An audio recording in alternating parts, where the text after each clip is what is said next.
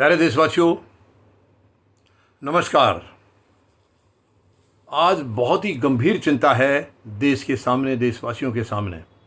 यानी चुनाव आयोग देश के प्रजातंत्र को मजबूत रखने के लिए सबसे बड़ी मजबूत संस्था मानी गई है। सबसे बड़ा योगदान इनका होता है। लेकिन जब से बीजेपी केंद्र में सत्ता में आई है, तब से चुनाव आयोग की निष्पक्षता के ऊपर या इनके काम करने के तरीके के ऊपर लगातार सवाल उठ रहे हैं। राजनीतिक दल भी सवाल उठा रहे हैं और आम जनता भी सवाल उठा रही है।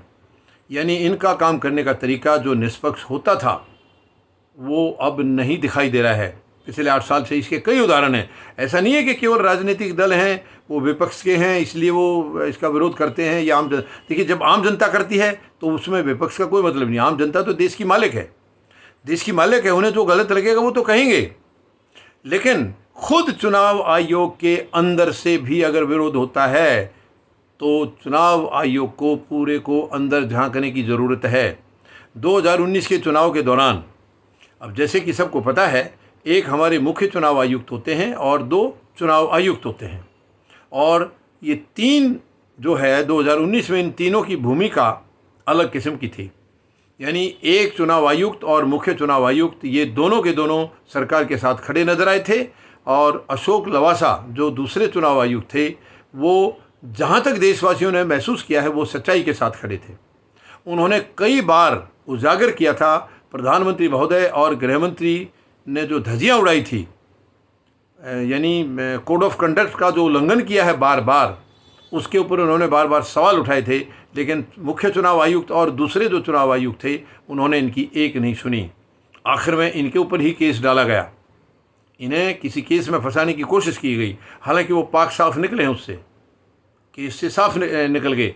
लेकिन उस टेंशन की वजह से इनके ऊपर इनकम टैक्स के छापे भी, ईडी के छापे भी पड़े हैं।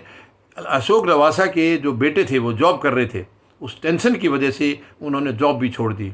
इनकी मिसेज को भी बहुत बड़ी टेंशन थी, उन्होंने भी कुछ अपने बहुत सारे जो रणनीति है बदली है। यानी कितनी शर्म की बात है। और मैं खुद आपको फौजी जनता पार्टी की तरफ से भी बताना चाहूँगा, हम लोगों ने भी जो उस वक़्त जो होर्डिंग लगी थी, वो बहुत गलत किस्म की लगी थी, और हमने वो होर्डिंग लेकर के चुनाव आयोग को भेजी थी। होर्डिंग जो थी वो बिल्कुल कोड ऑफ कंडक्ट का उल्लंघन थी। दुश्मन के घर में घुस के किया प्रहार, फिर एक बार मोदी सरकार, यानी कि सेना ने जो अटैक किए थे। पहली बात तो पुलवामा जो हमला था वो बहुत ही संदेह के घेरे में है। सरकार ने आज तक उसके ऊपर कोई सफाई नहीं दी है, कोई उसका जवाब नहीं दिया है कि ये क्यों हुआ, कैसे हुआ। बहुत ही संदेह के घेरे में है कि वो किसकी साजिश थी। लेकिन इसके बावजूद अगर कुछ भी देश के अंदर उस चुनाव के दौरान कुछ हरकतें हुई हैं, कुछ काम जो टिप्पणियाँ हुई हैं, जो बातें निकली हैं, तो उनका कम से कम सरकार को जवाब देना चाहिए। यानी उस वक़्त सरकार के फेवर में, इनकी नीतियों के, गलत नीतियों के फेवर में किसी ने बोला है तो उसको वाहवाही मिली है, और जिसने इनका विरोध किया है उसको सताया गया है। और यही कुछ अशोक लवासा के साथ भी हुआ था। ये शर्मनाक है। तो फौजी जनता पार्टी ने भी उनकी जब कोई एक्शन नहीं हुआ है, फिर हमने धरना प्रदर्शन भी किया था एक दिन का, 12 अप्रैल 2019 को।